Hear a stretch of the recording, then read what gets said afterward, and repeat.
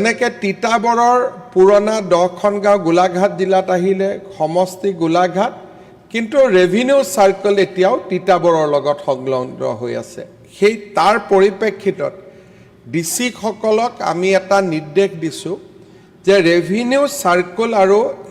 LAC কো terminus হ'ব লাগিব যাতে কোনো এমএলএ নিজৰ সমষ্টিৰ বাহিৰত যাব নালাগে ৰেভিনিউ সাৰ্কুলৰ কাৰণে আৰু তাৰ যেনেকে মই আজি চাইছিলো ডিমৌ সমষ্টিৰে কিছু গাঁও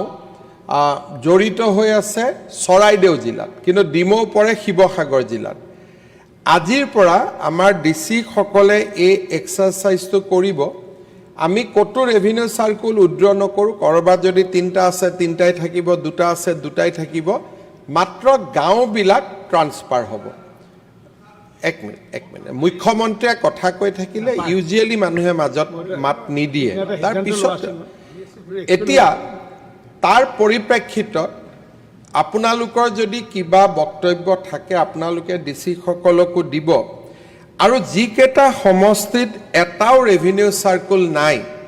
সেই সমষ্টিখিনিৰ আমি লিষ্ট উলিয়াইছো বৰপেটা জিলাৰ পকা বেতবাৰী আৰু চেঙা বঙাইগাঁও জিলাৰ সৃজনগাম কাছাৰ জিলাৰ বৰখলা আৰু ধলাই ধুবুৰীৰ বিৰসিং জৰুৱা এতিয়া যদি সাউথ সালমাৰাত কিবা ইয়াৰ গাঁও আছে এইখিনিও ধুবুৰীলৈকে ট্ৰান্সফাৰ হ'ব ধুবুৰীত বিৰসিং জৰুৱা ডিব্ৰুগড়ত খোৱাং গোৱালপাৰাত জলেশ্বৰ কামৰূপ মহানগৰত চেণ্ট্ৰেল গুৱাহাটী লখিমপুৰত নাওবৈছা তিনিচুকীয়াত মাকুম ডিগবৈ আৰু শোণিতপুৰ জিলাত ৰঙাপাৰা বিশ্বনাথ চাৰিআলিত বিহালী এই সমষ্টি কেইটাত এটাও ৰেভিনিউ সাৰ্কুল নাই ইয়াতে আজি আমি সদনত জনাবলৈ পাই ভাল পাইছো যে চৰকাৰে তৎকালীনভাৱে এই গোটেই কেইটা সমষ্টিত এটা ৰেভিনিউ সাৰ্কুল দিবৰ বাবে সিদ্ধান্ত লৈছে ইয়াৰ ফলত পকা বেতবাৰী সমষ্টিৰ গোটেই গাঁও পকা বেতবাৰী ৰেভিনিউ সাৰ্কুলত আহিব চেঙা সমষ্টিৰ গোটেই গাঁও চেঙা ৰেভিনিউ সাৰ্কুলত আহিব ঠিক তেনেকে গুৱাহাটীটো পাঁচটা সমষ্টিত পাঁচটা ৰেভিনিউ সাৰ্কুলত পাঁচটা সমষ্টিৰ গাঁও আহিব কোনো সমষ্টিলৈ ওভাৰলেপিং হ'ব নোৱাৰিব এই এক্সাৰসাইজটো কৰাৰ পিছত কিছুমান সমষ্টিৰ কিছুমান ৰেভিনিউ সাৰ্কুল বহুত ডাঙৰ হৈ যাব আৰু কিছুমান সমষ্টিত কিছুমান ৰেভিনিউ সাৰ্কুল বহুত সৰু হৈ যাব তাৰ পিছত আমি নেক্সট এক্সাৰসাইজটো কৰিম যাতে সমষ্টিৰ ভিতৰতে সমানুপাতিকভাৱে গাঁওসমূহ প্ৰতিটো ৰেভিনিউ সাৰ্কুলত ভগাই দিয়া যায় আমি কোনো সমষ্টিৰ পৰা কোনো ৰেভিনিউ সাৰ্কুল উদ্ৰ নকৰো কিন্তু তাৰ পিছতো জোনাইদৰে সমষ্টিত আমাক ৰেভিনিউ সাৰ্কুল আৰু ক্ৰিয়েট কৰিব লাগিব গতিকে সেই পজিশনটো আমি নেক্সট ব্যৱস্থাত লম যেনেকে সমৰিয়াৰ গোটেই গাঁওবিলাক গৰৈমাৰীলৈকে গুচি যাব কাৰণ সমৰিয়াত এতিয়া এটাই ৰেভিনিউ সাৰ্কুল আছে সমৰিয়া ৰেভিনিউ সাৰ্কুল বকুত আছে কিন্তু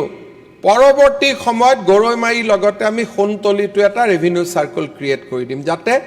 বৰ্ধিত প্ৰেছাৰটো লবৰ কাৰণে দুটা ৰেভিনিউ সাৰ্কুল আমি কৰিব পাৰো কিন্তু আজিৰ পৰা যেটো এক্সাৰসাইজ আৰম্ভ হ'ব সেইটো হল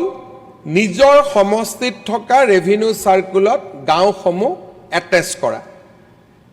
কোনটো ৰেভিনিউ সাৰ্কুলত এটেচ কৰিব লাগে আপোনালোকে যাতে ডিসি সকলক পৰামৰ্শ দিয়ে যত এটাই ৰেভিনিউ সাৰ্কুল আছে তাতটো পৰামৰ্শৰ প্ৰয়োজনে নাই কিন্তু যত এটা ৰেভিনিউ সাৰ্কুল নাই দুটা আছে গাঁওখিনি কোনটো ৰেভিনিউ সাৰ্কুলৰ লগত সংলগ্ন কৰিব লাগে সেইখিনি আপোনালোকে পৰামৰ্শ দিব ইয়াৰ নেক্সট ষ্টেজ আমি বিটিসিটো চেষ্টা কৰিম যাতে বিটিসিটো আমি এনেকে ৰেশনালাইজ কৰিব পাৰো মূল উদ্দেশ্যটো হল পঞ্চায়তৰ সীমাটো যেনেকে সমষ্টিৰ ভিতৰত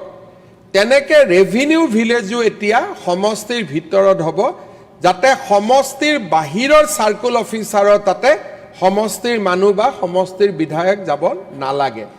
বানপানীৰ পৰিপ্ৰেক্ষিতত এটো খুব ইম্পৰ্টেন্ট কাম সেইকাৰণে আমি এই সপ্তাহতে প্ৰথম পৰ্যায়টো শেষ কৰিম দ্বিতীয় পৰ্যায়ত সমষ্টিৰ ভিতৰত গাঁও ভগোৱা কাম আৰম্ভ কৰিম আৰু দ্যাট প্ৰসেছত যদি কৰবাত আমাক নতুন ৰেভিনিউ সাৰ্কুল লাগে আমি ক্ৰিয়েট কৰাৰো ব্যৱস্থা কৰিম মই ভাবিছোঁ যে কথাখিনি মই সদনক জনাই থৈছোঁ কাৰণ কালিৰ পৰা সদন 7 দিন নাথাকিব আৰু এই 7 দিনতে এই কামখিনি আমি শেষ কৰিম মই পুনৰ এবাৰ এইটো নিশ্চিতভাৱে আমাৰ বহু কেইজন বিধায়কৰ বাবে এইটো এটা ভাল খবৰ কোনেও দাবী কৰা নাছিল আমাৰ এতিয়া কোনোবা নাওবৈচা সমষ্টিতে জেপি দাসে গৈ কৈ দিব যে মই দাবী কৰাৰ কাৰণে কৰিলে এইবিলাক কথা যাতে কোনেও নকয় কাৰণ মই জানো যে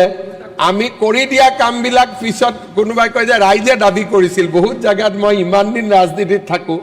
কতো ৰাইজৰ দাবী নুশুনো আমি নিজে নিজে গৈ পেলাই মেডিকেল কলেজ দিওঁ পিছত কয় যে নহয় এইটো ৰাইজেও দাবী কৰিছিল গতিকে ইয়াত কতো দাবী নাই এতিয়া মই আকৌ এবাৰ কৈছোঁ যে তৎকালীনভাৱে পকা বেতবাৰীত বিধায়কে দাবী নকৰাকৈ চেঙাত বিধায়কে দাবী নকৰাকৈ সৃজনগামত বিধায়কে দাবী নকৰাকৈ বৰখলা ঢলাইত বিধায়কে দাবী নকৰাকৈ বীৰসিং জৰুৱাত বিধায়কে দাবী নকৰাকৈ খোৱাঙত দাবী নকৰাকৈ গোৱালপাৰাত জলেশ্বৰত দাবী নকৰাকৈ কামৰূপত চেণ্ট্ৰেল গুৱাহাটীত দাবী নকৰাকৈ লখিমপুৰত নাওবৈচাত দাবী নকৰাকৈ তিনিচুকীয়াত মাকুম ডিগবৈত দাবী নকৰাকৈ ৰঙাপাৰা বিহালীত আমি দাবী নকৰাকৈ ৰাইজৰ সুবিধাৰ প্ৰতি লক্ষ্য ৰাখি এটা এটা চাৰ্কুল অফিচাৰ আমি চাৰ্কুল অফিচ আজি আমি ঘোষণা কৰিছোঁ ধন্যবাদ মাননীয় অধ্যক্ষ মহোদয় এটা বাক্য মাননীয় অধ্যক্ষ মহোদয় মাননীয় মুখ্যমন্ত্ৰী মহোদয় মোৰ 9টা পঞ্চায়ত মোৰ মানে